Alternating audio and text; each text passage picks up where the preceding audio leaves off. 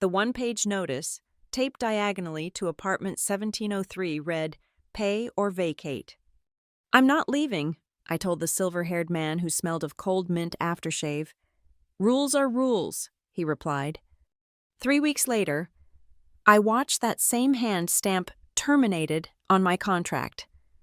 Not in my apartment building, but in the glass boardroom of Halcyon and Pike Capital. I understood. The landlord trying to evict me was also the man trying to fire me, and the wealthy grandfather I never recognized. My name is Clara Marin. I am 29 years old, and I am a risk analyst at Halcyon and Pike Capital, and my hands were shaking. They were shaking not from the cold, though the harbor wind tried its best to cut through the seams of the 17th floor hallway window, but from the paper. It was a cheap, sulfur-yellow envelope taped to my apartment door, 1703, taped with aggressive, gray duct tape, the kind meant to leave a scar. The hallway itself was a sterile tube, smelling of the day's anxieties, stale coffee grounds from the communal chute, and the sharp, chemical tang of new paint. This building was new, all glass and steel ambition, and the paint was always new. It was management's way of erasing the tenants who didn't make it. I fumbled with my keys, my briefcase digging into my shoulder, my mind still churning through credit default swaps and risk projections from the long day. Then I saw the fold of the envelope. My breath hitched. This wasn't a noise complaint or a flyer. This was official. I tore it from the door. The tape pulled a sliver of veneer with it. Inside, the paper was thick, legal feeling. The header was stark. Northside Estates, LLC. I didn't rent from Northside Estates, LLC. I rented from Vesper Properties, the real estate arm of my own employer, Halcyon and Pike, through a heavily marketed employee-preferred housing program. It was one of the perks that lured me to this expensive, rain-slicked city. The notice was brief. It accused me of rent delinquency. It gave me 72 hours, 3 days. Pay or vacate. The words seemed to vibrate on the page. I leaned against the cool, freshly painted wall, my heart a cold knot. It was impossible. It was a mistake. I am meticulous. I am a risk analyst. My entire life is a mitigation strategy. I pulled out my phone, my shaking thumb struggling to unlock the screen. I opened my banking app, then my payroll portal. The evidence was right there, in clean, digital black and white. The auto payment, deducted from my paycheck 5 days ago, cleared, sent, received. This wasn't a mistake. This was a lie. Problem, Miss Marin? The voice was oily, familiar. Mr. Henderson, the building manager, stood at the end of the hall by the elevators. His company-issued blue blazer straining at the shoulders. He wasn't alone. Beside him stood an older man, tall and impossibly still. He wore an ash-gray cardigan that looked softer than anything I owned, and he leaned on a cane. Not a medical cane, but a statement piece. A single, polished shaft of dark walnut, smooth as glass. He looked like he'd been carved from the same expensive wood. I stood up straight, folding the notice, my analyst's mind clicking back into place. Control the narrative. Present the data. "Mr. Henderson," I said, my voice tight. "There's a mistake with this notice. I've already paid." Henderson fidgeted, avoiding my eyes. He looked at the floor, at the wall, at the imposing figure beside him. "The owner, the representative of Northside Estates, is here to oversee the property," he stammered. The old man stepped forward. The thud of his cane on the thin carpet was the only sound in the hallway. The wind howled outside, a counterpoint to his silence. He stopped a few feet from me. His eyes were pale blue, magnified slightly by expensive minimalist glasses. They weren't angry, they were appraising, as if calculating my net worth, my weaknesses. He smelled faintly of cold mint and old money. He didn't look at Henderson, he looked only at me. Tenants who keep secrets keep trouble. His voice was a low, smooth gravel. It wasn't a question, it was a judgment. I bristled. The accusation was so bizarre, so personal. "I don't have any secrets," I said. the defensive edge in my voice sharper than I intended. I have proof of payment. I held out my phone, the screen glowing with the bank transaction. See? Halcyon and Pike payroll. It's an automated deduction. It goes directly to Vesper, which I assume pays you. The funds were transferred on the 22nd. He didn't take the phone. He didn't lean in to look. He just glanced at the glowing screen, a flicker of his pale eyes. Before looking back at my face, he gave a small, almost imperceptible shake of his head. It was the most profound dismissal I had ever experienced. It wasn't that he disbelieved my proof. It was that my proof was irrelevant. In his eyes, I saw something cold and hard, a challenge. He wasn't here to collect rent. He was here to see what I would do. "The notice stands," he said, his voice final. "This is illegal," I said, my voice shaking again, this time with a cold, rising fury. "You can't evict someone in 72 hours for a payment that's already been made. I know my rights." "Rights," he mused, as if tasting the word. "Rights are for those who are current on their obligations." He turned, the cane thudding once. "Mr. Henderson, proceed as instructed." Henderson looked miserable, but he nodded. "Yes, sir." They walked back to the elevator. The old man never looked back. The polished walnut cane tapped a steady, funereal rhythm until the silver doors slid shut, leaving me alone in the hallway with the smell of new paint and the raw wound on my door. I let myself into my apartment, my refuge, which now felt like a borrowed, hostile space. The view of Harbor Wind's skyline from the 17th floor, usually a comfort, now felt like 1,000 indifferent eyes. I threw the pay or vacate notice on the kitchen counter, where it sat like a small, yellow bomb. My mind raced. This was targeted. The bizarre line about secrets, the utter dismissal of digital proof, the presence of the owner himself, not some low-level property manager, Northside Estates, LLC. I needed to look them up. I needed to see how they connected to Vesper. I needed to find the error, the leverage. I was still standing in my coat, my briefcase in my hand, when my phone vibrated. It wasn't a call. It was a text, my work phone. The sender ID made my stomach clench. Office of Marla Sutter. Marla was our acting CEO, a woman who moved through the finance world like a shark through water, all silent speed and cold efficiency. The message was 3 lines. 8:00 a.m., tomorrow. Catalyst room. Bring the full Vesper project appraisal. All of it. My blood didn't just run cold. It froze. The Catalyst room. At Halcyon and Pike, you didn't go to the Catalyst room for a pat on the back. It was a legend. A piece of corporate architecture designed for maximum psychological impact. It was a glass box, suspended from the ceiling of the 41st floor atrium, hanging out over the city. There were no walls to hide behind, no corners to retreat into. It was a stage. It was the place where careers were forged in high-pressure presentations, or where they were publicly, clinically dismantled. It was where you were promoted to partner, or where your access badge was deactivated before you even got back to your desk. And Vesper, the Vesper project, the exact project my apartment was part of, the exact project whose financials I had been auditing for the last 3 weeks, the one where I had found irregularities. I looked at the yellow notice on my counter, pay or vacate. I looked at the text message on my phone, 8:00 a.m., Catalyst room. This wasn't a coincidence. This was a pincer movement. They weren't just trying to evict me from my home. They were trying to eject me from my job. I slowly, deliberately, picked up the eviction notice. I folded it crisply, twice, and slid it into the inner pocket of my briefcase, right next to my hard drive containing the Vesper appraisal, the 2 threats, one from a ghost LLC and one from the pinnacle of corporate power, were now sitting side by side. They weren't 2 separate attacks. They were a single, coordinated assault, and they were going straight for my head. The first thing you see when you walk into the Halcyon and Pike Capitol building is the motto, carved 4 feet high into a slab of black granite that cost more than my college education. Clarity in every deal. The lobby is a cathedral of cold air and polished surfaces.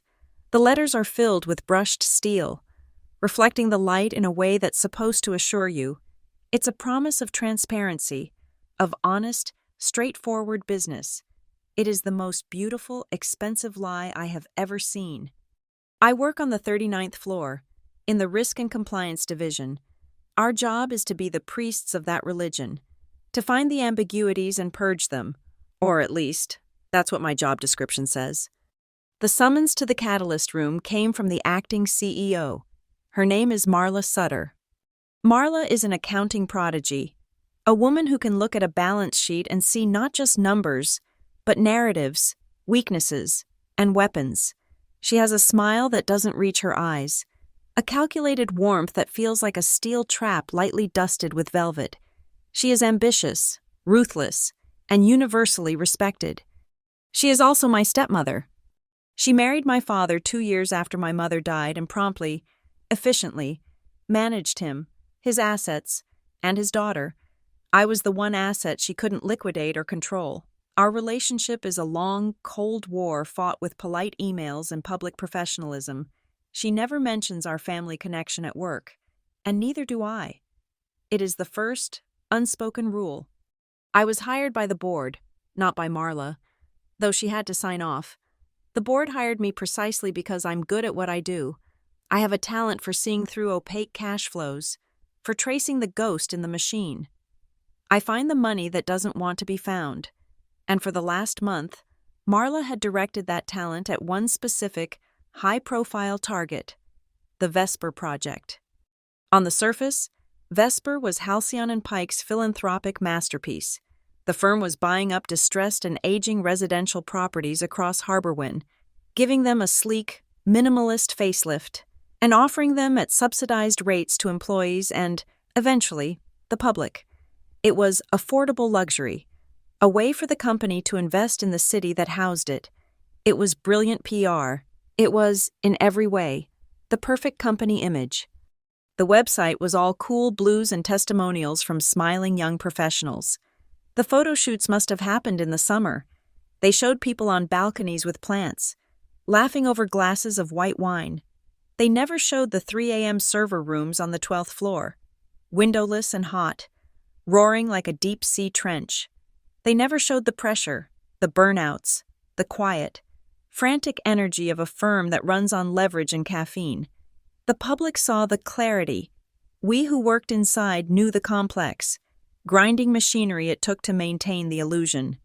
My own apartment, 1703, the one with the pay or vacate notice currently burning a hole in my briefcase, was a Vesper property. I was living inside my own audit. It was sold to me as an employee incentive, a perk of the job. I see now it was a leash. Harborwyn is a small city masquerading as a big one. It's a closed system. The same families sit on the boards of the banks, the cultural institutions, and the city council. When I first started getting deep into the Vesper numbers, a senior analyst, a guy named Ben who had been with the firm for 20 years, took me for coffee. "Just a friendly word, Clara," he'd said, stirring his cup with a wooden stick. "On Vesper. Don't ask too many questions. Just check the boxes." "My job is to ask questions, Ben." He'd smiled, a sad, tired smile. "Your job is to look like you're asking questions. This is Harborwyn. Everybody owes everybody. You start pulling on a thread here, you might just unravel the whole sweater. And the people who get cold don't forget." I hadn't listened. I can't. It's not in my nature. That warning was ringing in my ears 3 days ago. Before the notice, before the summons, I was at my desk, the 39th floor view obscured by a driving rain. My dual monitors were lit up with the Vesper Project's consolidated balance sheet. Ben was right about one thing. On the surface, the sweater was beautiful, the projections were stable, acquisition costs were high but accounted for, renovation budgets were tight, tenant occupancy was at 98%, the profits were predictable, steady. It was the very model of a safe fund. Except for one line item, buried in the operating expenses, facility and legal. It was a dumping ground, a black hole. The numbers were staggering, grotesquely inflated, millions, tens of millions, siphoned off every quarter. The costs were listed as consulting fees, management oversight, and regulatory compliance charges for a project that was already managed in-house by Vesper's own team. The fees were illogical, they were hemorrhaging cash, and it was being hidden in plain sight, classified as the cost of doing business. I started tracing the payments. They weren't going to a dozen different law firms or contractors. They were all being routed to a single vendor, an entity I hadn't heard of. The vendor code was just an abbreviation, NSE. I ran a cross-check. I dug into the vendor registration files, the incorporation documents, and I found the full name. Northside Estates, LLC. My breath caught. The name meant nothing to me then. Not 3 days ago. It was just an anomaly, a red flag, a single, dominant parasite feeding on the Vesper host. I opened the digital invoices. The signature on them was just a stylized scrawl. G.E. Senior. The address was a PEO box. The consulting services listed were vague to the point of being insulting. Strategic oversight, market analysis, logistical support. This was it. This was the leak. This was the dark, opaque flow of money I was hired to find. My hand, steady and sure, picked up my red pen. I circled the first NSE payment on the ledger. Who are you? I scrolled down. Another multi-million-dollar payment. Last quarter. I circled it again. What are you? I pulled up the legal authorizations. The payments were being approved by a subcommittee, but the final sign-off came from Marla's office. Of course it did. I found a third charge, this one disguised as a capital improvement fee, but the payment routed to the same NSE vendor code. I circled it a third time, the red ink biting into the paper I'd printed. Marla knows. I was staring at the 3 red circles, the pattern undeniable, the scale of the fraud blossoming in my mind.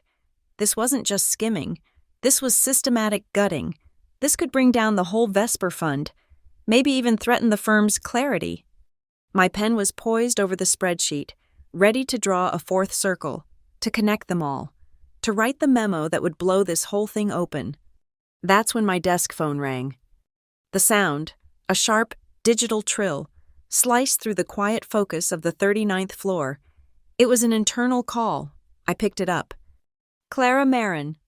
It was Marla's executive assistant, a woman who spoke in hushed, urgent tones. Clara, Mrs. Sutter needs you. Tomorrow morning, 8:00 a.m., sharp. A chill went down my spine. Okay, what's the agenda? The catalyst room, the assistant said, as if that explained everything, and it did. And bring your full Vesper appraisal, all of it, everything you have. The line clicked dead. I sat there, the receiver still in my hand. I looked at the 3 red circles. NSE, NSE, NSE. They knew I was close. The summons wasn't a review, it was an execution. They were going to discredit me, use my conflict of interest as a tenant to bury my findings. This was 3 days ago. Now, standing in my apartment, holding the physical eviction notice from that same Northside Estates, LLC, the picture was complete. The phone call wasn't the first move. The warning from Ben wasn't the first move. The first move was months ago, when they'd offered me this apartment, this perfect, subsidized trap. The eviction notice wasn't a response to my digging. My digging was the response they had anticipated.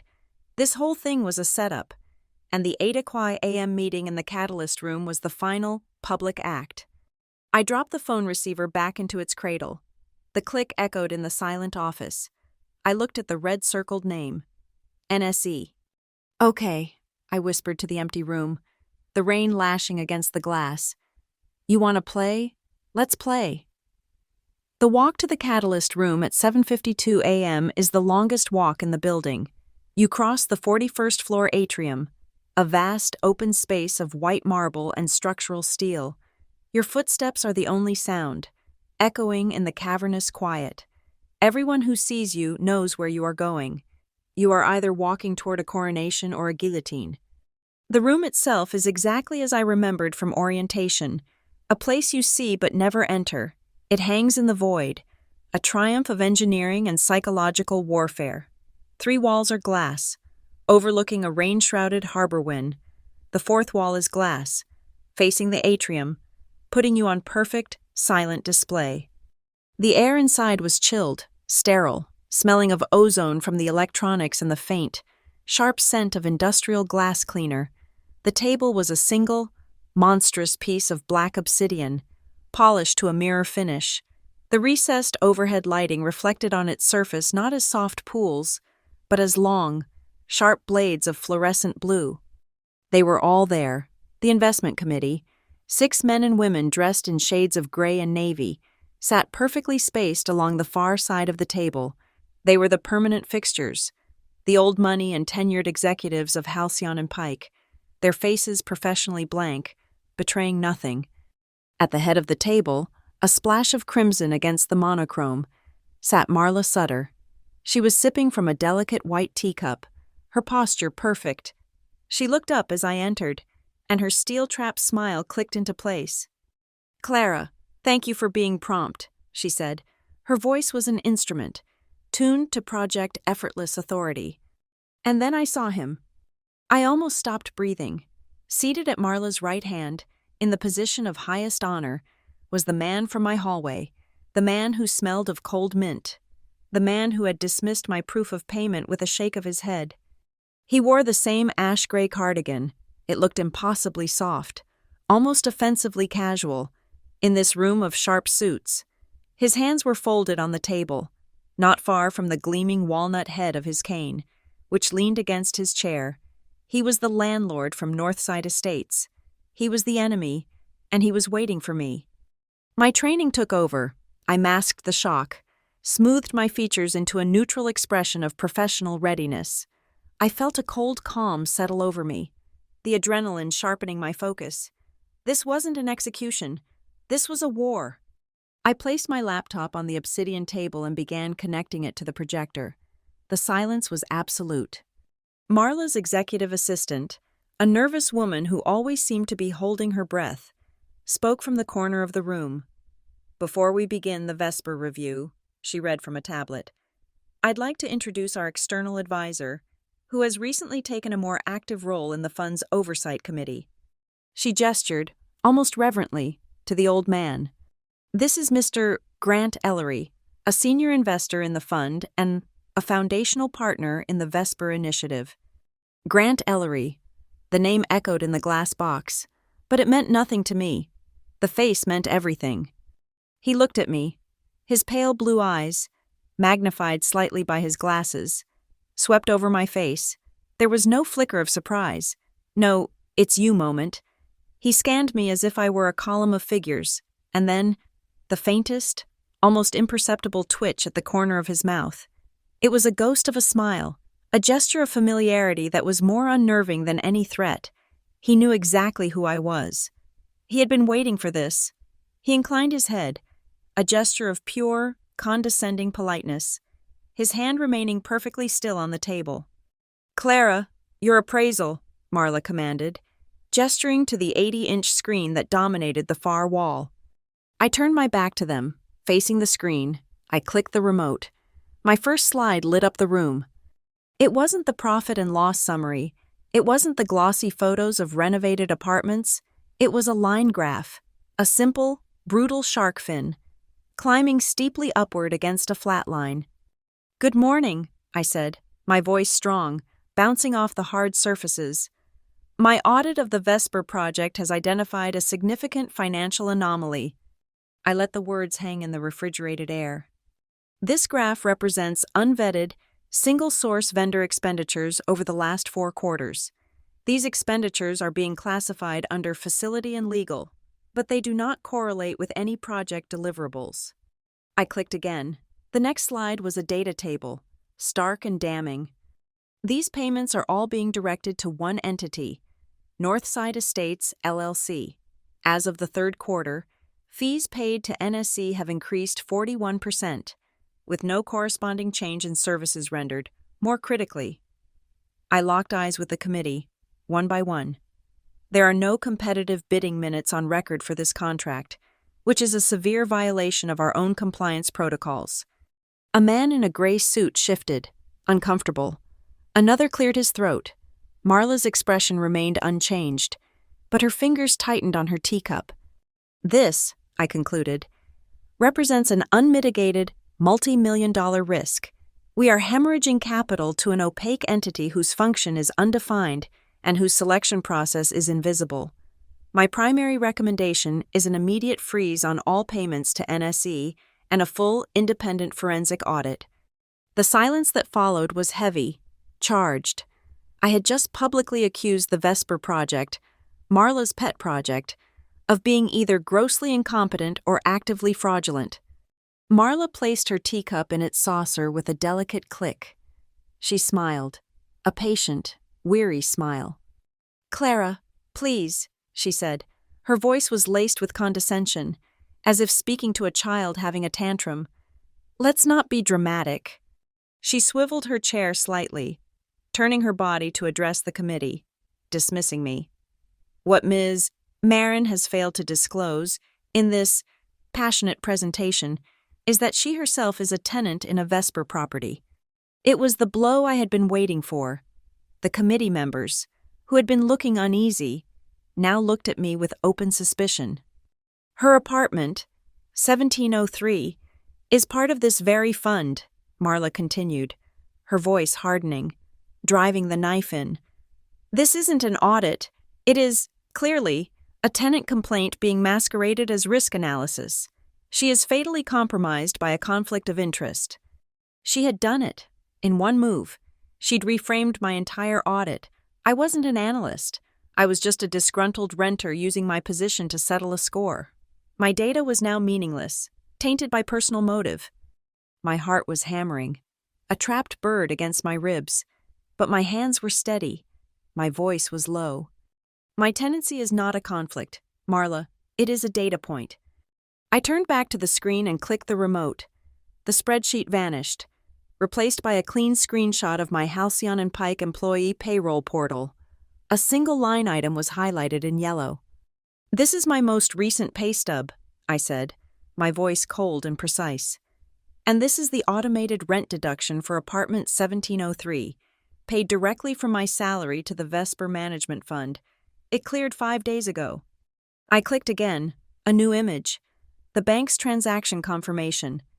"And this is the confirmation of receipt by Vesper. My rent is paid. My standing as a tenant is, in fact, impeccable."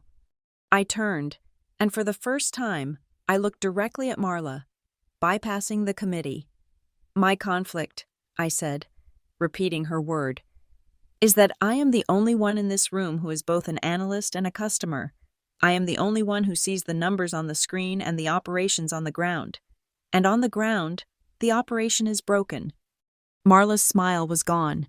Her face was pale, her eyes burning with a cold fury. She opened her mouth to speak, to cut me down, to end this. Thud. The sound was sharp, organic, wood hitting the thick carpet, but hard enough to resonate. Every head turned. Grant Ellery leaned forward. He had not moved a single muscle until this exact moment. His pale blue eyes were fixed on me. "Mrs. Sutter," he said. His voice was a low, smooth gravel, quiet but utterly dominant. It cut through the tension like a razor. Marla froze, her mouth still half open. "Let's assume the analyst is correct," he continued, drawing out the words. "Mr. Ellery," Marla stammered, regaining her composure. "The conflict of interest is clear. She is emotionally involved." "The data is clear," Ellery interrupted, his voice unchanged, still quiet, still absolute. He hadn't raised it an octave, but it was a complete shutdown. "She has presented digital proof of payment. If the Vesper contracts, and by extension the Northside Estates contracts, are so opaque, so muddled, that a loyal employee tenant cannot reconcile her own payments, then her warning is not just valid." He paused, and his eyes bored into mine. "It is essential." The room was stone silent. He had just countermanded the acting CEO. He had validated my audit. My briefcase was on the floor by my chair, in the tension. I hadn't noticed that the side pocket, which I had stuffed my keys into that morning, was partially unzipped. As I'd pulled my laptop out, the thick, folded edge of the eviction notice, that ugly, sulfur yellow paper, had worked its way out. It was just a corner, maybe an inch of it, sticking out of the black nylon. Pay or VA. I saw it, and at the exact same second, I saw him see it. Grant Ellery's gaze dropped from my face, past the reflective obsidian table, to the briefcase on the floor. His eyes locked onto that yellow corner. His face remained a mask of calm, professorial interest, but his stillness became absolute. He knew that paper. He knew the fold, the color. He had ordered it. His eyes snapped back up to meet mine. In that instant, we were the only two people in the room. The committee, Marla, the glass walls. They all dissolved. It was just me and him. The challenge I had seen in the hallway was back, but now it was magnified, electric. He wasn't just testing me, he was confirming me. My heart wasn't hammering anymore. It was a cold, heavy weight. The landlord and the senior investor were the same man. The man trying to make me homeless was the same man who had just saved my professional life. With a slow, deliberate movement, I bent down, as if to pick up a pen I had dropped. My hand brushed the side of my bag. I tucked the yellow paper back into the darkness of the pocket and, with a short, sharp zip, sealed it away. I straightened up, my spine rigid. I met his gaze. He knew, and he knew that I knew. The game had just changed. I didn't sleep. The 8:01 a.m. walk out of the catalyst room, past the stunned faces of the committee, and Marla's white-hot glare, felt like a victory lap over a minefield. Mr. Ellery, Grant Ellery, had simply nodded, his face unreadable, and said, "Proceed with your audit.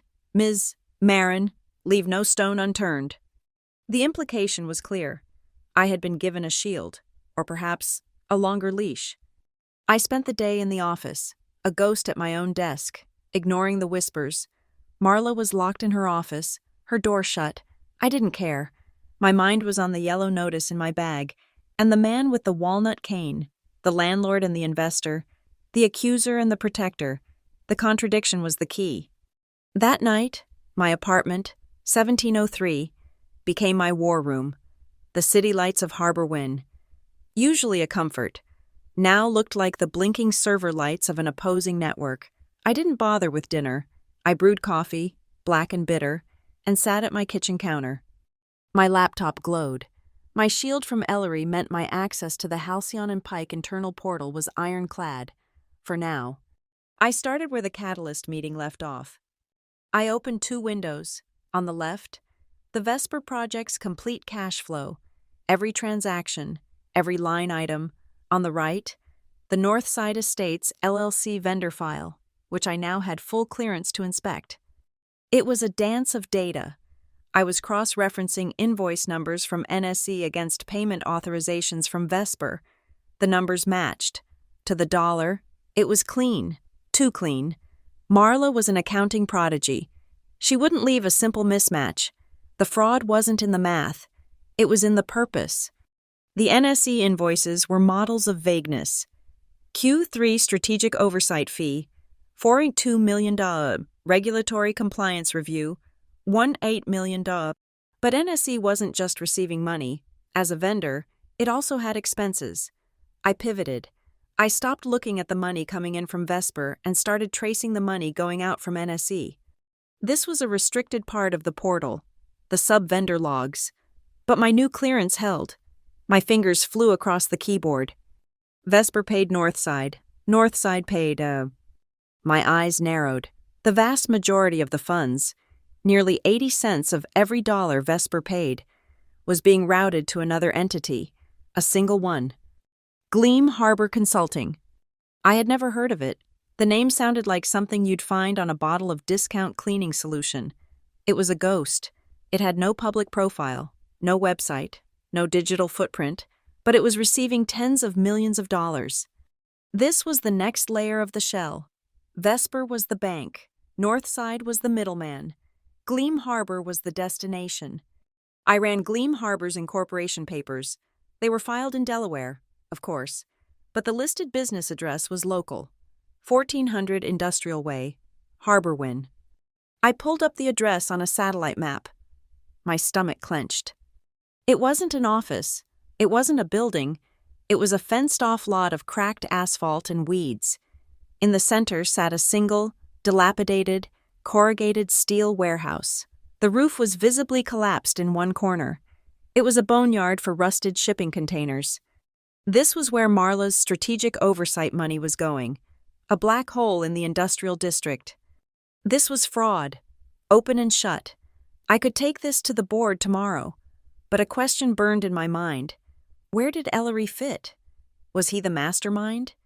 Was Marla his puppet? Or was she bleeding him dry? And he was using me to find the leak. I went back to the Northside Estates file. I needed to know who G.E. Sr. really was. The name Grant Ellery was on the committee notes.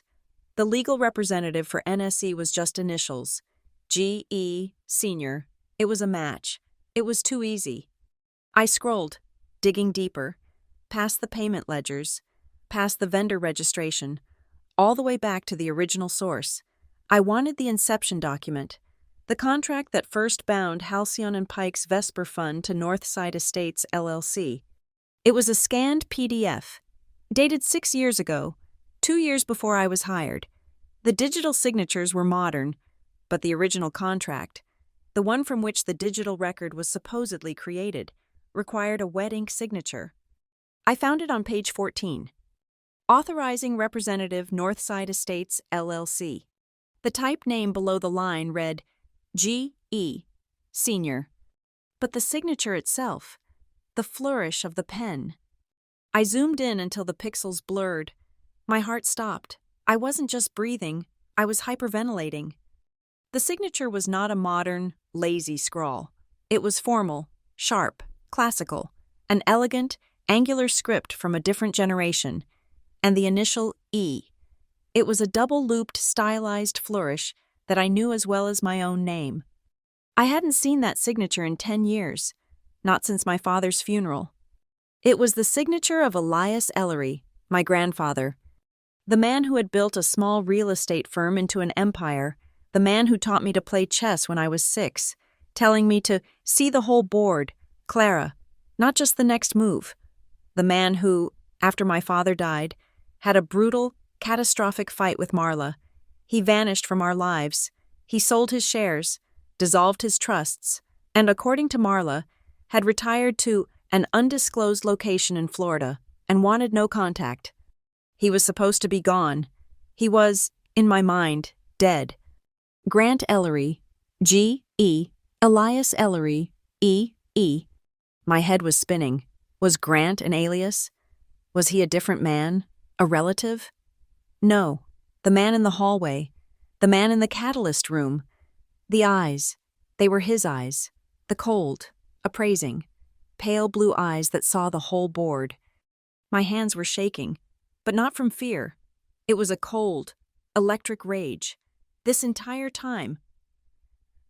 I stumbled from my kitchen, my laptop forgotten.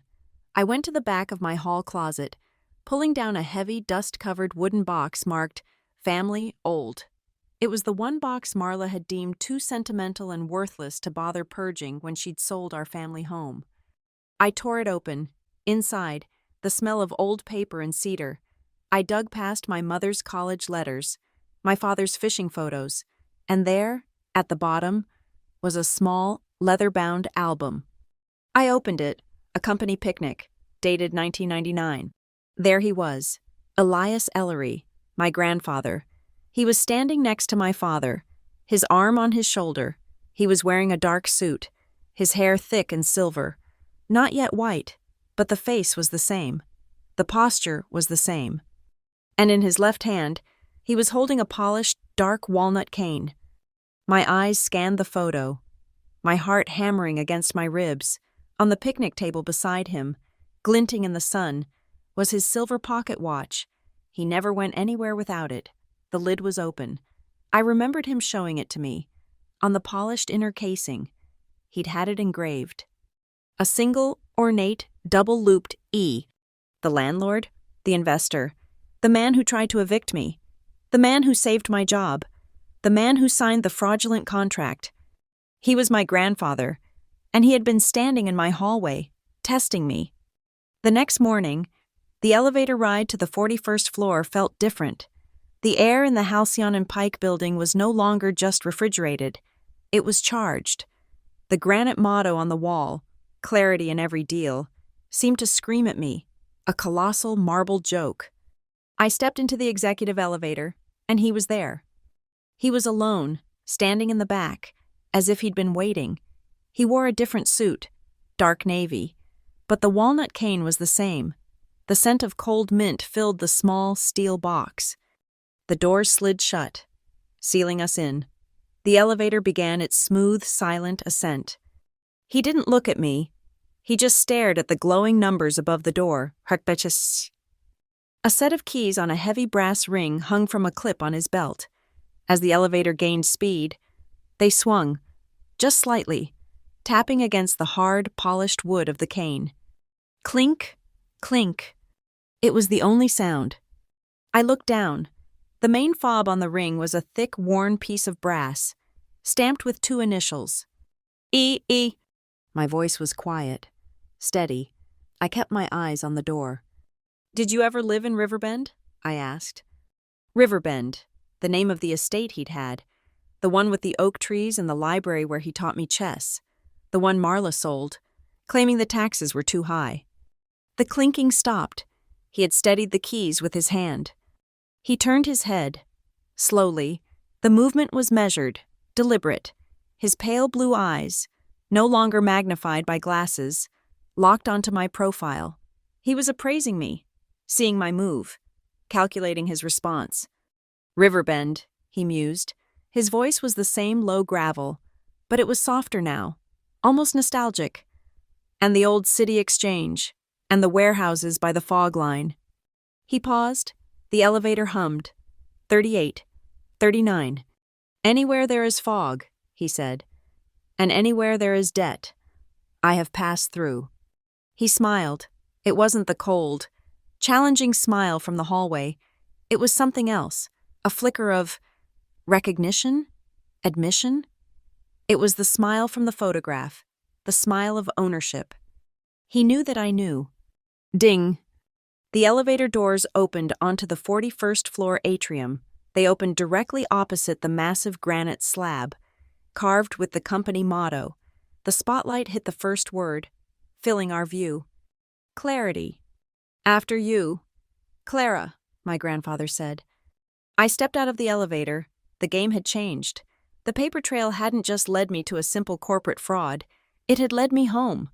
The acknowledgement from my grandfather in the elevator, that quiet, smiling admission, was not a comfort.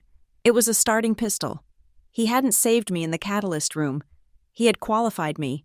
He had confirmed I was a player, not a pawn, and now he was waiting to see my next move. Marla was waiting too. I reached my desk on the 39th floor. The atmosphere was toxic.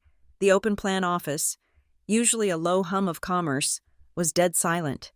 People stared at their screens, pretending to work, but the air was thick with the gossip of my public confrontation with the acting CEO.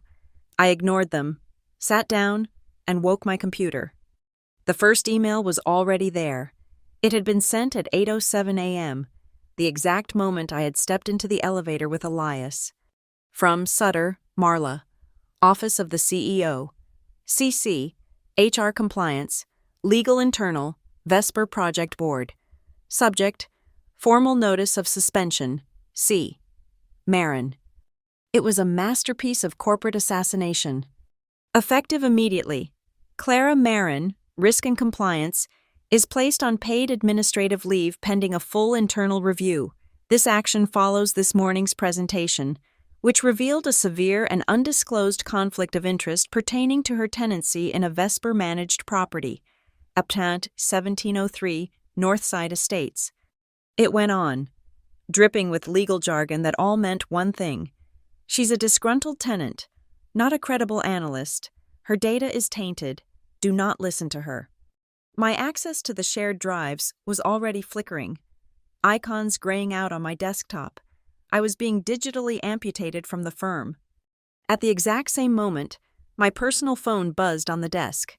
It was a system-generated text from the Vesper tenant portal. Alert. Your residency status has been escalated. A final notice to vacate, 24 hours, has been issued by Northside Estates, LLC. This notice is final and binding. There it was, the pincer movement, executed perfectly. Marla was cutting off my professional life, while my grandfather, Northside Estates, was cutting off my personal one. Two nooses, pulling tight around the same neck. They were strangling me from both ends. My hands were shaking, but this time, it was pure, cold adrenaline. They thought I was trapped. They didn't understand. A risk analyst doesn't just identify traps. We map them. My email was still active. They hadn't cut the cord completely. A mistake. I ignored Marla's email. I minimized the tenant alert. I opened a new, blank message. My fingers flew. This was not a plea. It was a petition. I addressed it to the General Counsel, the head of the Audit Committee, and the entire Board of Directors, the people Marla had CC'd on my suspension. Subject: Formal petition for independent audit and whistleblower protection. To the board, I wrote, my voice as an analyst, not a tenant. Pursuant to my duties as a risk analyst and in accordance with Halcyon and Pike's own fiduciary protocols, I am formally reporting a catastrophic financial irregularity within the Vesper project.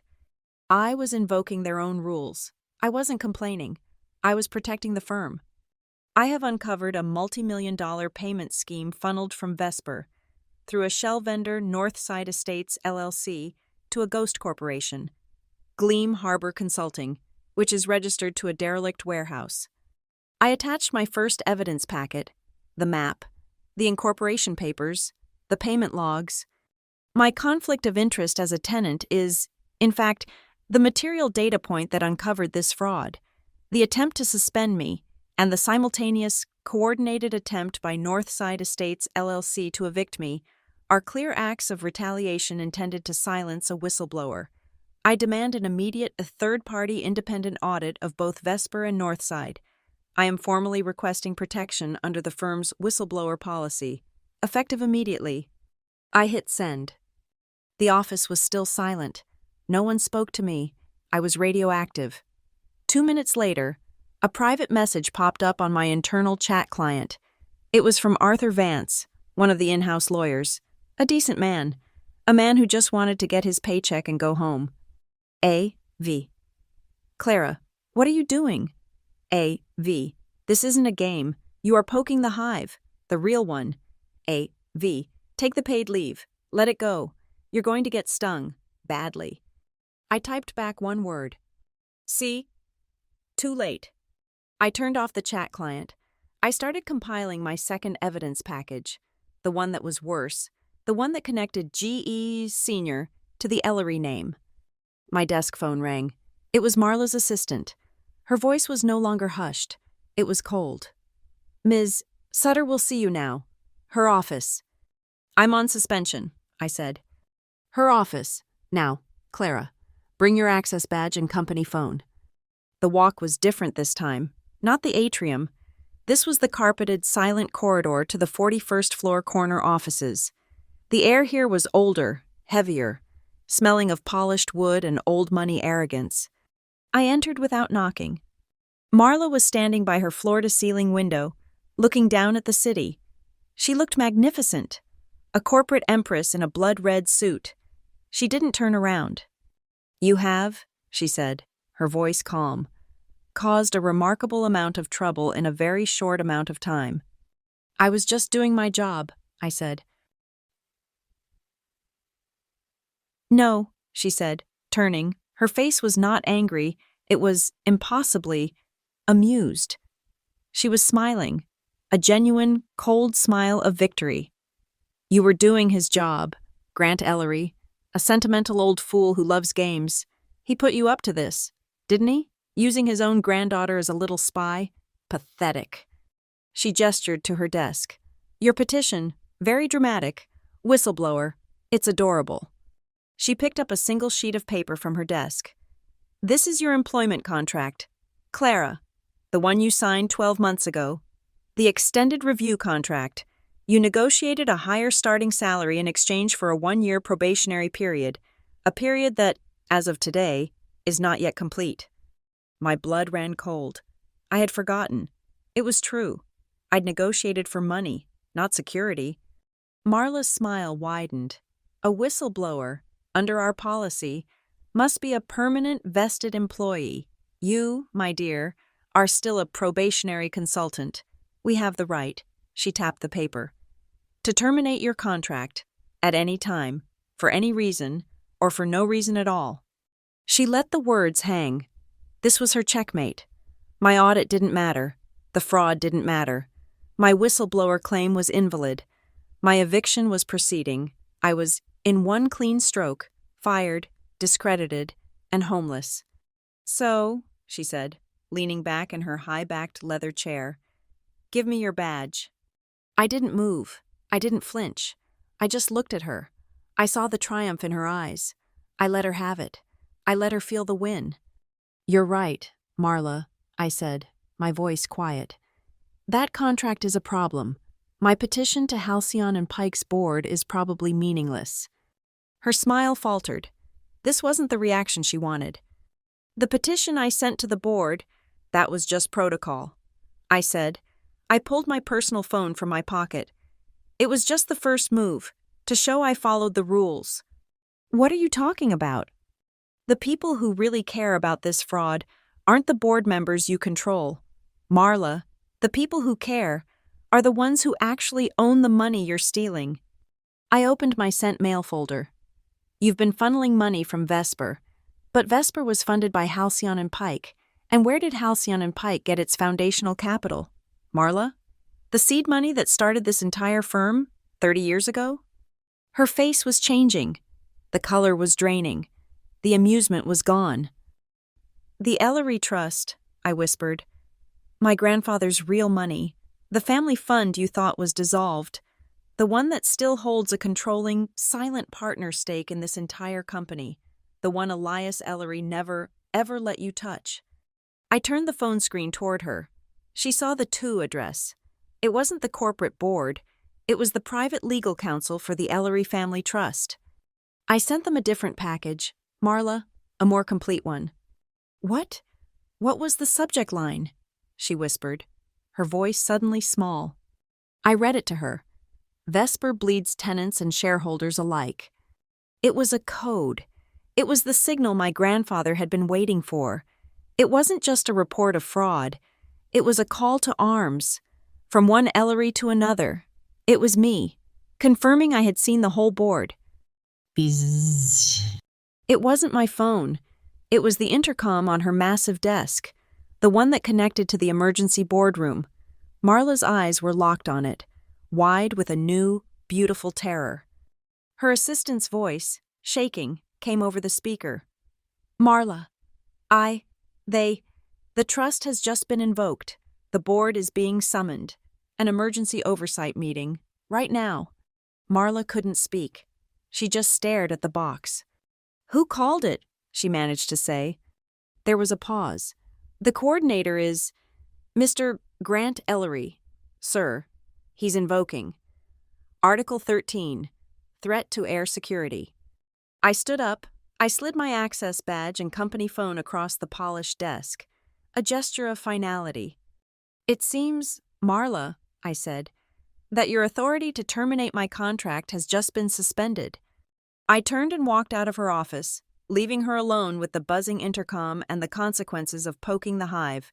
I walked out of Marla's office, my footsteps echoing on the 41st floor marble. She didn't follow. I heard a single, sharp sound behind me, a heavy crystal paperweight hitting her desk, a small, contained explosion of her unraveling. I didn't look back. The emergency meeting was in the old main boardroom, a place Marla hated.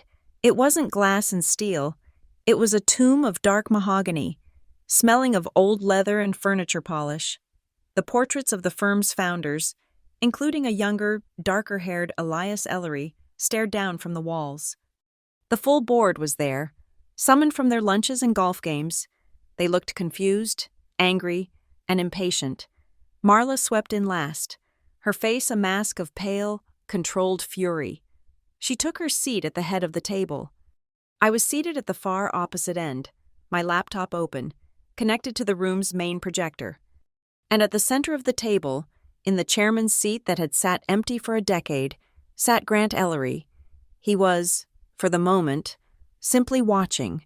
He wore a pair of thin gray leather gloves, his hands resting lightly on the polished wood. "This is an outrage," a director named Blevins started. "Marla, what is the meaning of this? Article 13?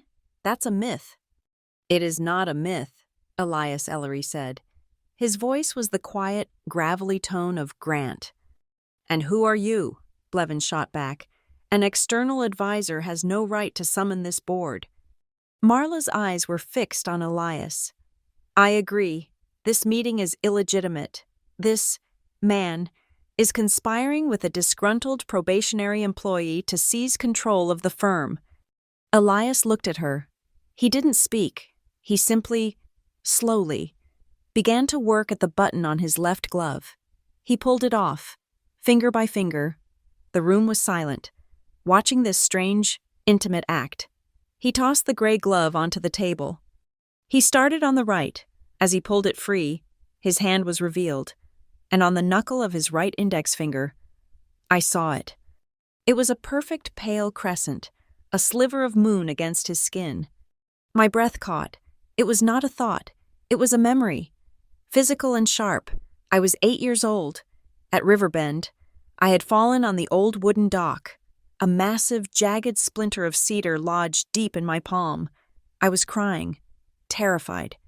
He had knelt beside me, his big, warm hand steadying mine. He'd used his silver pocket knife to pry it out. The knife had slipped on the damp wood, and the point had dug into his own knuckle. He hadn't even flinched. He just closed his hand, the blood welling up, and said, "See, Clara? It's just a scratch. Now let's get yours." My eyes lifted from the scar to his face. He was already looking at me. The glasses were gone. The slightly stooped posture of Grant was gone. He was sitting straight, his pale blue eyes exactly as I remembered them, cold, clear, and possessing absolute authority. He reached into his vest pocket. He pulled out the heavy silver pocket watch from the photograph. He didn't look at it. He just placed it on the mahogany table. It didn't thud. It made a solid, heavy click. The engraved E on its lid caught the dim overhead light. The sound was an anchor, dragging a decade of submerged memories to the surface. The sound of that watch closing was the sound of my childhood ending. He turned his gaze from me to the rest of the room, to Marla. His voice, when he spoke, was different. The gravel was gone. It was deeper, richer. The voice of Elias Ellery, the voice of the portrait on the wall. "You didn't recognize me, Clara?" he asked. Though he was not looking at me, he was looking at Marla. "She did, and you, of all people, should have." My voice was a knot. I couldn't breathe. The single word came out, heavier than I expected. "Grandfather?" The board members stared, their faces a mixture of confusion and dawning horror. Blevins looked like he'd seen a ghost. Marla was frozen. She wasn't looking at him. She was staring at the scar on his hand. "Elias," she whispered. It was a sound of pure disbelief. You're supposed to be in Florida. You're gone." "I am here," he said.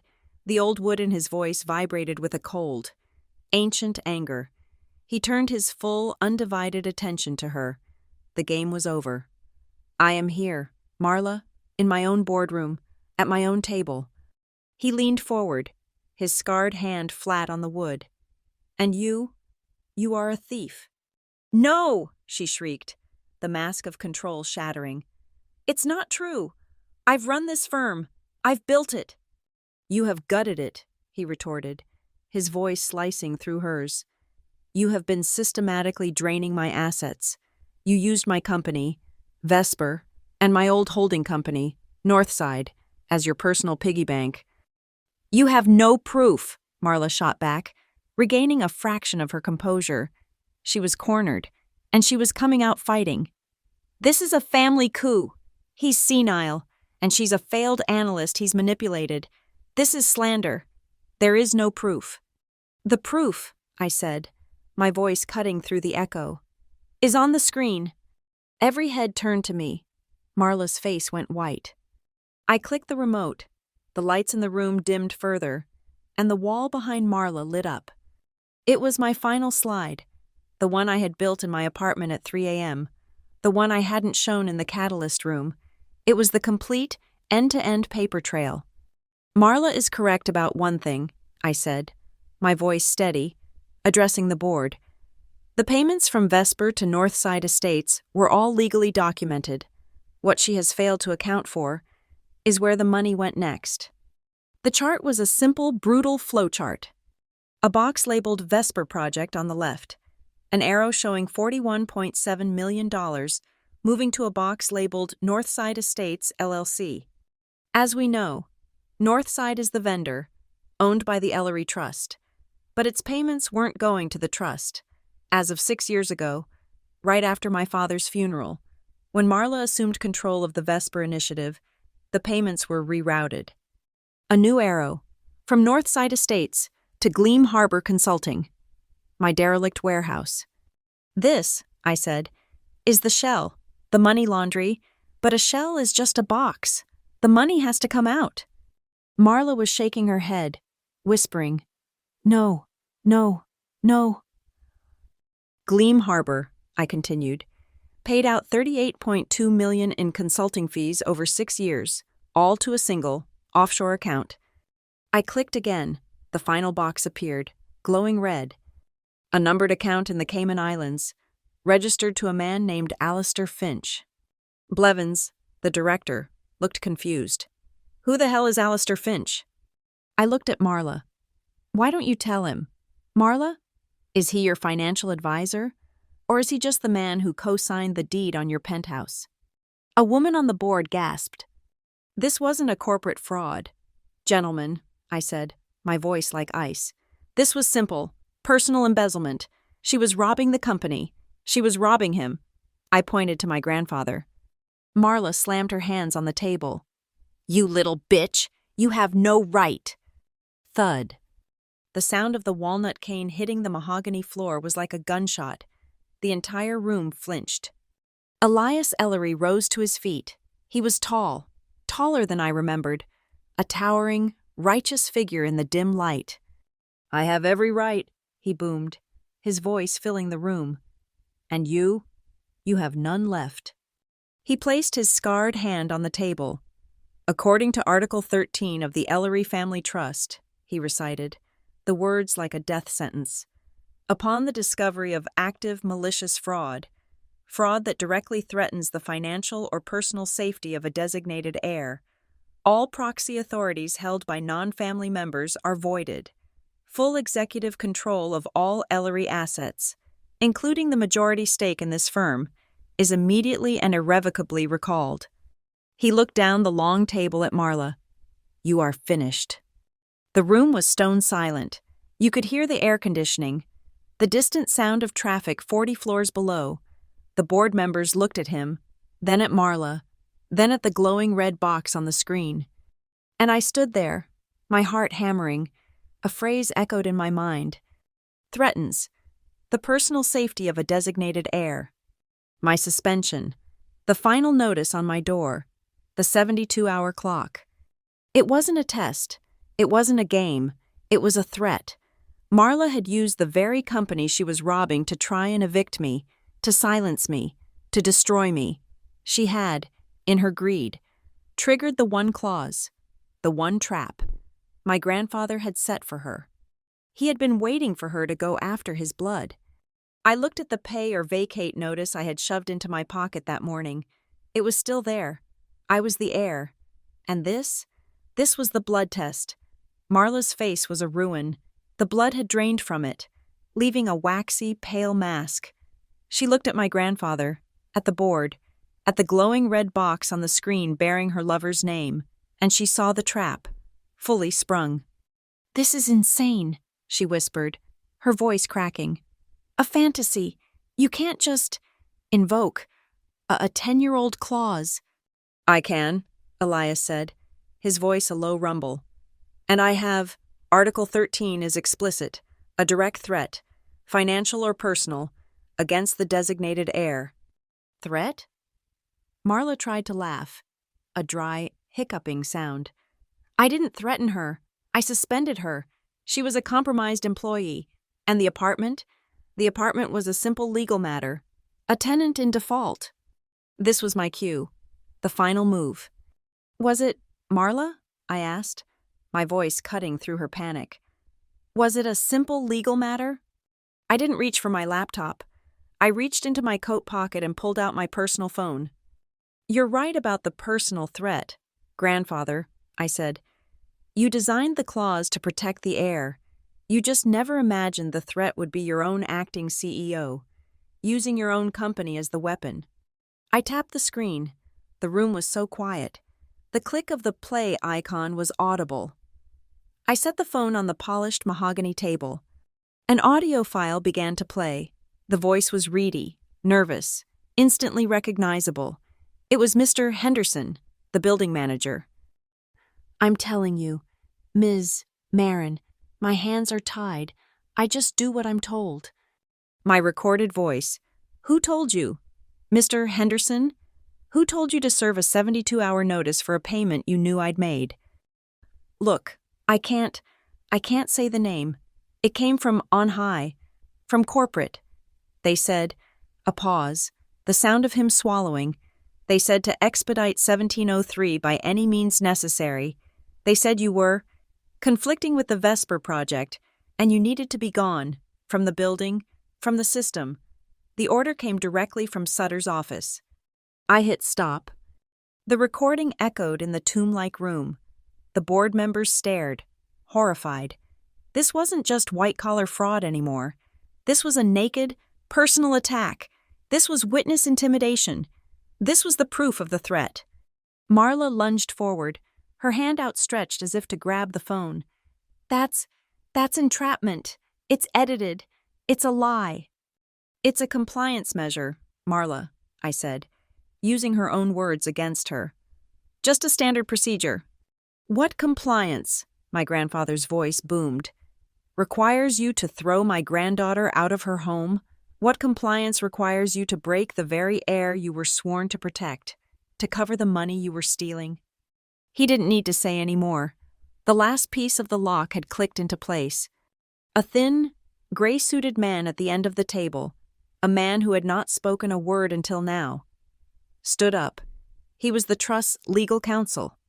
"Mr. Ellery has invoked Article 13, the lawyer said, his voice dry as paper. "The conditions have been met. A clear financial malfeasance tied to a direct, retaliatory threat against the designated heir." He slid a single, leather-bound document into the center of the table. "As of this moment, all proxy voting rights held by the board are suspended. The 51% controlling stake in Halcyon and Pike, held dormant by the Ellery Family Trust, is now active and vested solely in its trustee." He looked at my grandfather. "Mr. Ellery, you have the floor." Elias didn't sit. He stood at the center of the table, a colossus, leaning lightly on his walnut cane. He looked at Marla, his face carved from ice. "I call for an immediate vote," he said, his voice resonating in the silent room. "A vote of no confidence, the removal of acting CEO Marla Sutter, for cause." He raised his scarred, ungloved hand. "The Ellery Trust votes to remove." Marla's head snapped to Blevins. "Arthur, don't let him do this. This is my firm." Blevins, and every other director, was staring at the leather-bound document. They were no longer directors.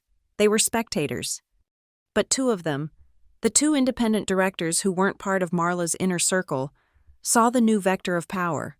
They saw the king on the board. A woman named Hayes, sharp and pragmatic, raised her hand. Hayes votes with the trust, to remove. A second man, Warren, a holdover from the old days, slowly raised his Warren, votes to remove. The motion is symbolic, the lawyer said, but the result is clear.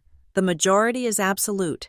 Marla Sutter is removed as acting CEO, effective immediately.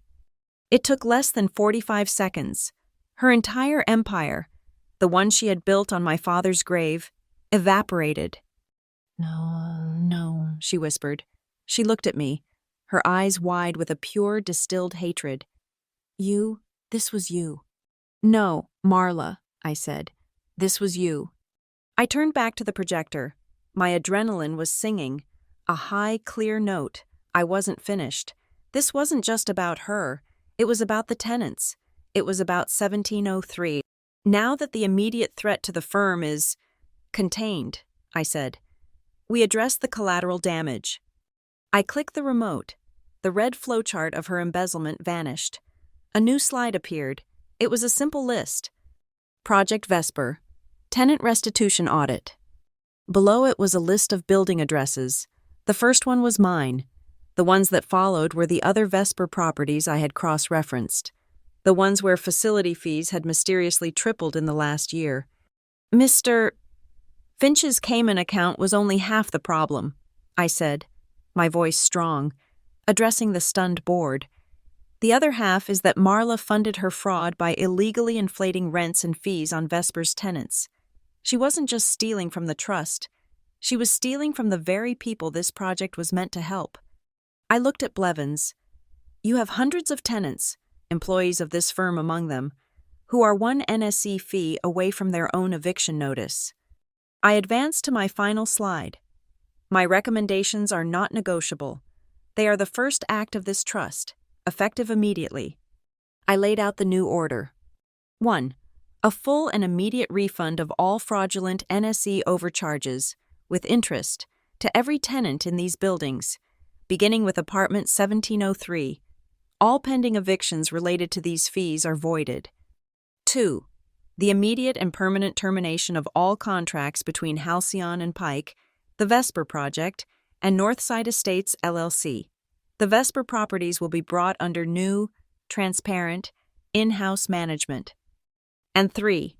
A full, independent, third-party audit of the entire Vesper project, the findings, and the new fee structures will be made public. The room was silent. The board members were looking at me, then at my grandfather. They were waiting to see who was truly in charge. Elias Ellery stood, still leaning on his cane. He looked at me, a long, appraising look. The look from the hallway, the look from the catalyst room. But this time, it was different. It wasn't a challenge. It was a confirmation, a flicker of, not warmth, but acknowledgement. He saw the whole board, and so did I. He lifted his cane and struck the mahogany floor. Thud. The sound was final. Motion carried, he said.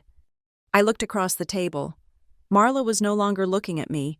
She was staring blankly at the wall, at the portrait of the man she had betrayed. The trust's lawyer was quietly, discreetly, sliding a piece of paper in front of her, a resignation agreement. Beside it, he placed a small velvet bag for her access badge and keys. I thought of the stamp I had seen in my mind's eye, the one I had seen in the hook of this nightmare, the one I feared was meant for me. The bright red, heavy ink stamp. Terminated. I closed my laptop. It had just landed, not on my contract, but on hers. The boardroom had emptied, the directors and lawyers vanishing like smoke. The mahogany room, with its ghosts and portraits, was left behind. We had been moved, not by choice. 2 gray-suited security men, who looked more like trust lawyers than bodyguards, had quietly escorted the 3 of us back to the 41st floor, back to the catalyst room. This time, it wasn't a stage. It was a prison.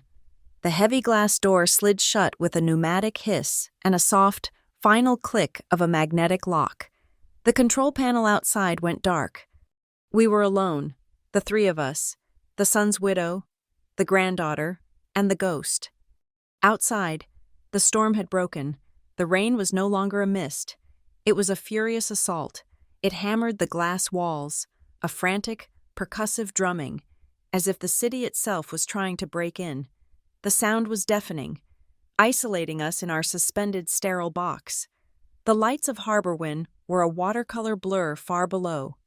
Elias, my grandfather, stood by the far wall, looking out at the rain. He was silent, his back to us, his hands clasped on the head of his walnut cane. He was the judge who had passed sentence and was now waiting for the condemned to speak. Marla was in the center of the room. She was no longer pale. Her face was flushed, a blotchy, toxic red. She was vibrating with a rage so profound it seemed to hold her upright. Her crimson suit was a bloody slash against the sterile blue-gray of the room. I stood by the door, my briefcase in hand. The final notice, a burning square in my pocket. I was the catalyst. I was the reason this room was locked. "You," Marla finally whispered. Her voice was a low, ragged tear in the drumming of the rain. She turned to face me. Her eyes were not the eyes of a CEO. They were the eyes of something cornered, something rabid. "You always had it, didn't you?" she hissed, taking a slow step toward me. "Even when you had nothing, even when you were just that mousy, pathetic girl in the background, reading books at your own father's wake." I said nothing. I kept my hand on my briefcase, my knuckles white. "I built this," she said, her voice rising. "I took his name, his money, and I built an empire from it. I made it clean. I made it mine. And you just showed up, a perfect, lucky little heir, waiting for the keys to be handed over." She was a few feet from me now. I could smell her perfume, an expensive, sharp floral that had soured with her sweat.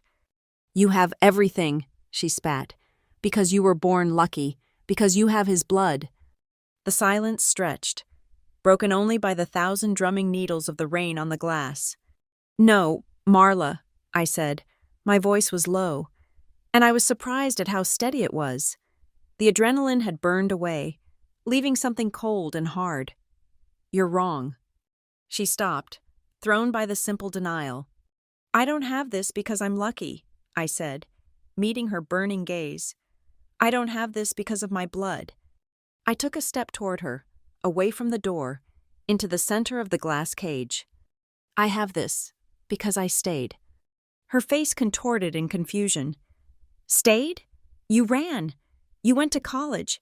You hid on the other side of the country." "I stayed in the game," I cut her off.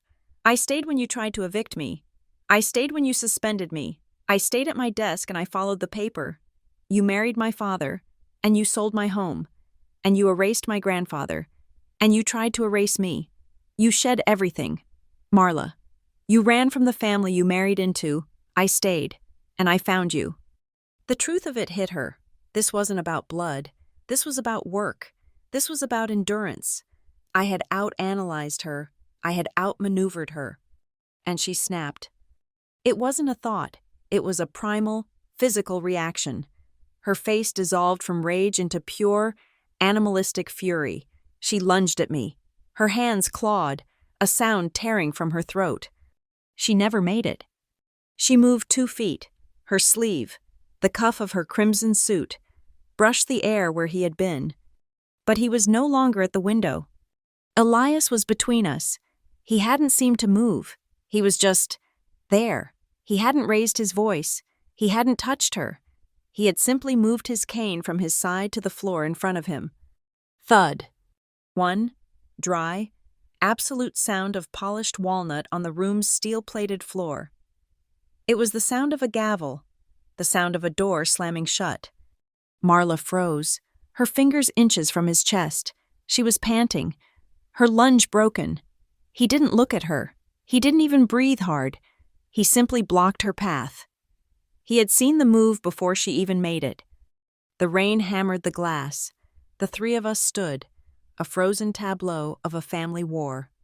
Slowly, I reached into my coat pocket. My hand closed around the thick, folded paper. I pulled it out, the sulfur yellow pay or vacate notice. I stepped around my grandfather's silent, protective form. I stepped toward Marla, who was trembling, her fury broken, her hands slowly unclenching. I didn't hand it to her. I placed it on the black obsidian table, the table that reflected the storm-racked sky like a dark, broken mirror. The ugly yellow paper was a wound on its perfect, polished surface. "This," I said, my voice quiet but carrying over the storm, "this was your mistake." She stared at the paper as if it were a snake. "This eviction notice, this personal, petty little shot, this is what led me straight to his money. You used Northside Estates to try and make me homeless. You just forgot to ask, who is Northside Estates?" Marla let out a sound. It was a laugh, but it was broken, full of glass. "Northside," she scoffed, wiping her mouth with the back of her hand. "He's Northside. He's Vesper. He's Halcyon and Pike. Don't you get it, you idiot? He's the landlord of this entire goddamn city." She looked at him, at Elias, with a lifetime of resentment. "He owns everything. He controls everyone. He's been playing God with all of us." "Not the landlord," Elias said. His voice was soft. He turned from the door, from Marla, and looked at me. The rainlight caught the silver in his hair, the pale blue of his eyes. "The gatekeeper," he said. He looked at me, and in his eyes, I saw the truth. He wasn't the oppressor. He was the guardian. He had built the company, the estate, and then he had stepped away, leaving the keys, the proxies, the power, in the hands of others. But he had never left the gate. He had been watching, waiting, dressed as a simple landlord, walking his own hallways, testing the locks, testing his air. "A gatekeeper's job," he said, his voice just for me, "is to test the integrity of the walls, to see who has a key, and who tries to burn the door down." He had given Marla the key. She had tried to burn the door down, with me inside it. He looked back at the obsidian table, at the yellow notice, at the mess. "Now," he said, his voice hardening, becoming the chairman again. "This is your inheritance, Clara. This mess, Vesper, the tenants, her," he gestured to Marla, who was now just a woman in a red suit, breathing hard, defeated. "You decide what happens next. You have the full power of the trust behind you. You decide the fate of Vesper, and you decide her fate." He held my gaze. "So, you choose revenge or a new order." The choice hung in the air. Revenge. I could feel it. It was a hot, sweet taste in my mouth. I could press charges. I could send her to prison. I could destroy her, personally and publicly, for what she did to my father, to me, to the tenants. I could take every last thing from her. I could evict her from the city. Or... I took a deep breath. The drumming of the rain faded. In my mind, I was standing in the 17th floor hallway of my building. I could smell the new paint and the stale coffee. I could see the chipped veneer on my door, 1703. I could see the door next to mine, 1701, where Mrs. Petrov lived, an elderly woman on a fixed income who was terrified of Mr. Henderson. I could see the young couple in 1705, the ones who always had a stroller parked outside. I could see all the other doors, on all the other floors, in all the other buildings. I could see 1,000 other yellow envelopes, taped diagonally, waiting to fall. My grandfather was wrong. This wasn't my inheritance. It was my responsibility. Revenge was easy. It was an ending. A new order was hard. It was a beginning. I looked at Marla, at her hate-filled, defeated eyes. Then I looked at my grandfather. "A new order?" I said. My voice was clear. The storm outside seemed to pause, listening. "The tenants get their money back, all of it. The buildings get cleaned up. The model gets rebuilt, transparently. That's the first priority." Elias nodded, a single, sharp affirmation. "And her?" he asked, gesturing to Marla. I looked at her. Sending her to prison would be a media circus. It would tie the Vesper project in litigation for years. The tenants wouldn't see their money. They would just see a fight. "She doesn't get revenge," I said, my voice cold. "She doesn't get a fight. She gets nothing." I picked up the pay or vacate notice from the table. I held it in front of me. "She will sign a full confession, not to the police, but to the board. She will turn over every dollar she stole from the Cayman account. She will sign a non-disclosure agreement so tight she can't even think the word Ellery, and then she will be terminated. No severance, no golden parachute. She will walk out of this building with nothing but the suit she's wearing. I was evicting her, not from her home, but from her life. She becomes a ghost, just like she tried to make you, just like she tried to make me. I turned to Marla. This is the end of the line. For you, for the fraud, for the secrets. I tore the yellow notice in half, the sound a short, satisfying rip in the quiet room. Then I tore it again. It ends, right now. It was not a boardroom, it was the lobby. The 41st floor, with its silent, carpeted corridors of power, was the past. The ground floor was the reckoning. The lobby of Halcyon and Pike was a cathedral of cold, gray harbor wind stone. It was designed to make visitors feel small, to impress upon them the weight of the money managed within, and at the far end, the motto, carved in steel letters 4 feet high, watched over us all. Clarity in every deal. Today, it was a press room. Dozens of journalists, camera crews, and local news anchors were packed into the space, their equipment cables taped in neat, funereal lines across the marble floor. The air was hot, electric, smelling of static and damp wool. But they weren't the only ones here. Lining the back of the atrium, held behind a velvet rope, were the tenants, my neighbors. Mrs. Petrov from 1701 was there, holding a crumpled tissue, her eyes wide and terrified. The young couple from 1705 stood with her, the husband's arm around his wife's shoulder. I saw faces from other Vesper buildings, people I didn't know, but whose anxiety I recognized. They were a small, huddled crowd of the evicted, the overcharged, and the afraid. Above us, on the glass-walled atrium balconies of the 39th and 40th floors, my colleagues, former colleagues, were gathered, looking down on the spectacle. I saw Ben, the analyst who had warned me not to ask questions. He was gripping the railing, his face pale. A podium had been placed directly beneath the Clarity motto. At 11:03 a.m., sharp, a side door opened. We entered. First came the gray-suited lawyers for the trust, then me, and finally, Elias Ellery. A roar went up from the press. Cameras flashed, a wall of blinding light. Questions were shouted, a chaotic wave of sound. Mr. Ellery, is it true? Elias Ellery, where have you been for 10 years? Is Marla Sutter under arrest? What's happening at Halcyon and Pike? My grandfather, who had been Grant for so long, walked calmly to the podium. He did not look at the cameras. He did not look at the tenants. He simply placed his hands on the podium, one scarred, one not. He looked out at the wall of shouting faces, and he waited. Slowly, the shouting died down. The authority in his silence was more profound than any gavel. When the room was quiet, he leaned into the microphone.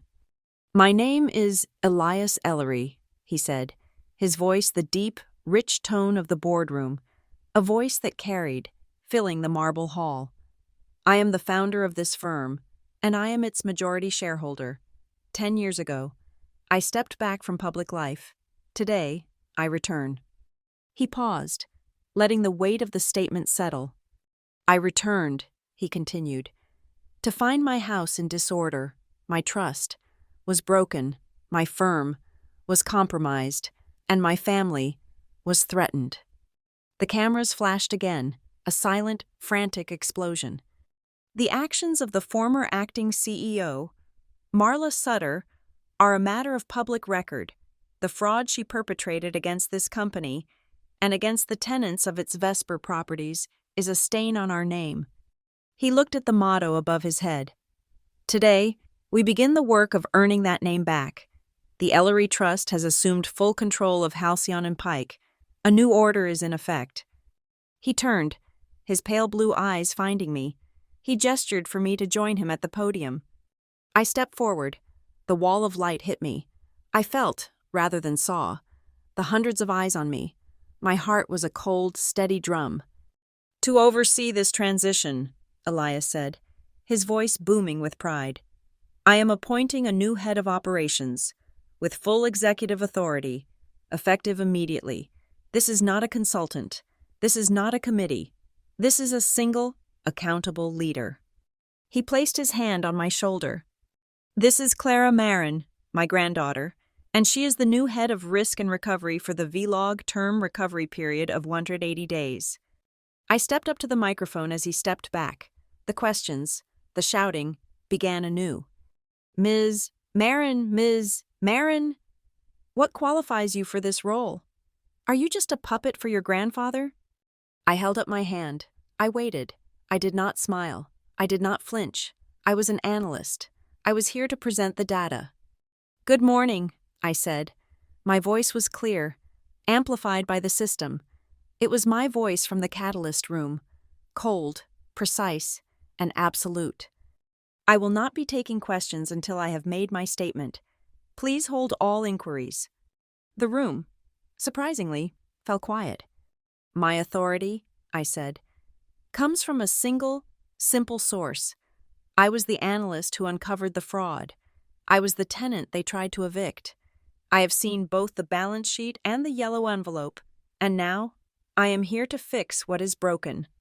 I saw Mrs. Petrov cover her mouth with her hand. Effective immediately, I announced. The new order begins. It has 3 parts. 1. The tenants, a full restitution fund, capitalized by the Ellery Trust, has been established. Every tenant of a Vesper property who was charged an illegal facility fee, NSC surcharge, or any other fraudulent, unvetted cost by Northside Estates will be reimbursed, in full, with interest. A sound, a gasp, a sob, came from the back of the room. All pending penalties for non-payment of these fees are voided. All final notices are rescinded. All related credit default reports are being recalled and expunged. This audit and reimbursement will begin with apartment 1703 and will not end until every tenant has been made whole. 2. The management, Halcyon and Pike, has, as of 9:00 a.m. this morning, terminated any and all contracts with Northside Estates LLC. The company is being dissolved. Its assets are frozen. All Vesper properties will be placed under the temporary management of a new, independent community oversight board, led by tenant representatives and a neutral third-party administrator. 3. The crime. The room was stone silent. A full brief, detailing 6 years of systematic embezzlement, money laundering, and conspiracy to defraud, has been filed with the Harborwind District Attorney's Office. The primary target of that investigation is Marla Sutter. As of this morning, a temporary injunction has been issued by the DOA's office, compelling her to surrender her passport and remain within city limits pending the full investigation. The dam of silence broke. The room exploded in a wall of noise. Ms. Marin, a journalist from the Harborwind Times shouted, his voice rising above the others. This is unprecedented. You're talking about a family feud, not a corporate restructuring. How can the public trust that this isn't just one family member, Marla Sutter, being replaced by another? You? How is this clarity and not just a palace coup? It was the question, the one I had been waiting for. I let the noise die down, my eyes fixed on the journalist.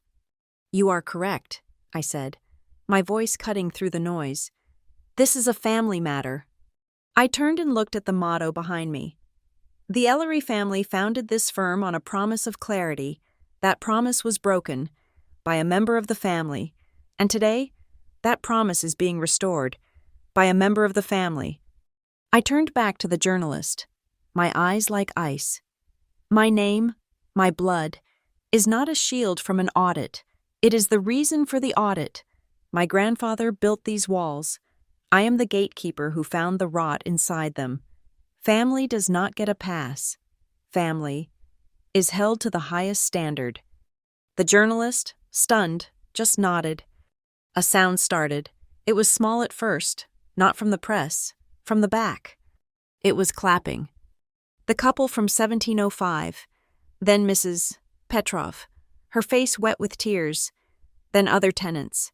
A ripple of applause that grew into a wave, a roar of pure, unadulterated relief. They were cheering, they were crying. I looked up at the 39th floor balcony. My colleagues were watching. Some looked away, ashamed.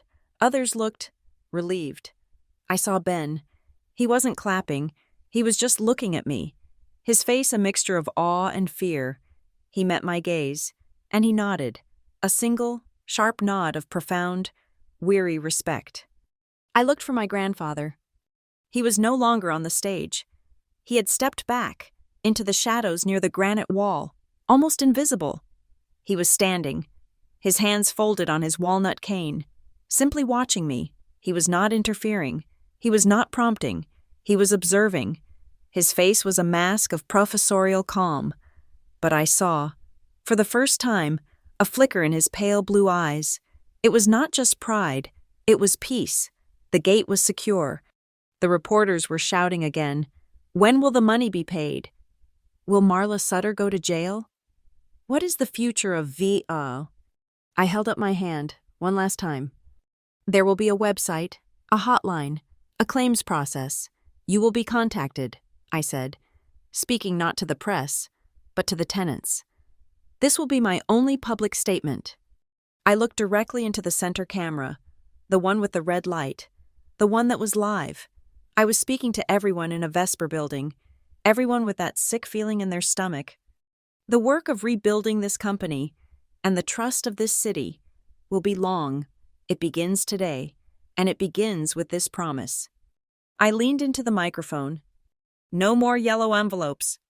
I tapped the mic. The sound echoed. Final. I turned away from the wall of light and walked off the stage. The elevator ride up to the 17th floor was silent. It was the same steel box I had ridden that morning, the same box I had shared with my grandfather, but the atmosphere was utterly changed. The adrenal hum of the press conference in the lobby faded with every floor. The shouts of the reporters, the flashing of the cameras, the tearful, stunned applause from the tenants. It all receded, leaving me in a pocket of profound, humming quiet. I was alone.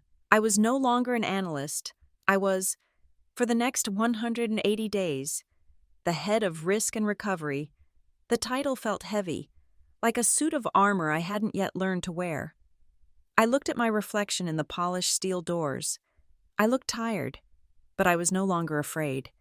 The woman who had fumbled for her keys, her hand shaking from a yellow envelope, was gone. The elevator chimed, a soft, polite sound that felt completely out of sync with the violence of the day. The doors slid open. My hallway. It smelled of new paint and stale coffee, the same as it had 2 nights ago. The long, sterile corridor was unchanged. The thin carpet, the buzzing fluorescent lights, the identical-looking doors, but everything was different. Because I was different. The world had tilted on its axis, and this hallway was now the center of it. My footsteps were the only sound, muffled by the carpet. I walked the familiar path to my door. And there it was, the ghost of the threat, the pay or vacate notice, still taped diagonally to my door. The gray duct tape was still aggressive. The red vacate was still shouting, but it was powerless now. It was an artifact, a dead snake. I didn't hesitate. I reached out, my fingers steady. I slipped my nail under the edge of the tape and pulled. The sound was a short, satisfying rip. It pulled a small sliver of wood veneer with it, just as I had feared, a tiny scar, a reminder. I held the paper in my hand.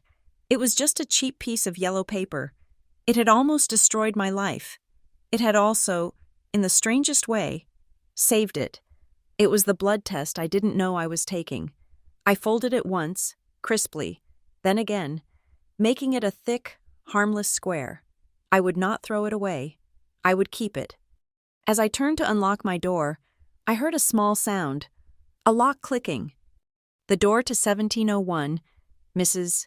Petrov's apartment, opened a fraction of an inch.